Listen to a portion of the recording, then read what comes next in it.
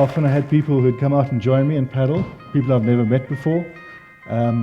Sometimes it irritates my rhythm. I'm happy space, they come.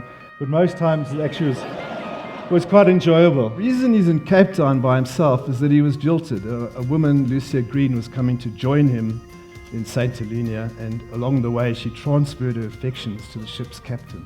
I pretty soon discovered that I'm not a 4x4 person, and that's why I decided to use local transport. The weather didn't treat me that well. I was warned about the wind, but I come from Cape Town. I know about wind, but I didn't know anything about wind. That was real wind. And it did, on more than one occasion in my first 2 weeks, reduce me to tears on the side of the road. I started diving before Gavin. He started recreational diving at around 2000, and he proposed to me under the water, 25 meters. He wrote it on a slate, and it was quite evil because he knew I couldn't backchat him. And then I was in Australia, and I saw a map of Western Australia, and I saw the Canning cattle trail.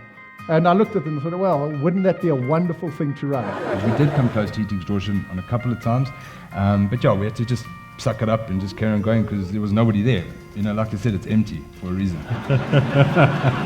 And you don't want to wake up in the morning with a red helmet next to you and a red board and a red this and a red that and the bull looking around the corner going, hello. We were taking in about 3,000 calories a day and we were burning in excess of 6,000 a day.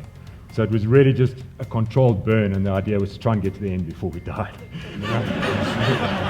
It's really as simple as that. You put your hands on either side of your nose and pull back as hard as you can.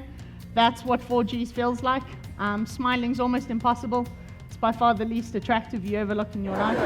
And they kept on taking me to the wrong mountain. They just couldn't understand why I had to go to that specific mountain, and I lost it a bit. In this specific case, there was a massive fork in the road. I should have looked at the pole and saw someone had tied a stick on it, because that was actually the correct way. So I spent a lot of time wondering left, right, left, right. The last 40k cycle, and I was like, oh, this is a breeze. Wrong.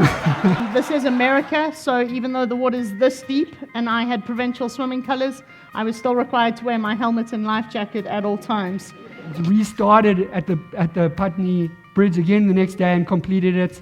Got to the end of the Thames Barrier, as you can see, it popped a bottle of champagne. I was like, woo! But I hadn't actually thought about what after that. So I had to ride back to where my car was, 40 k's, after I just completed the whole thing.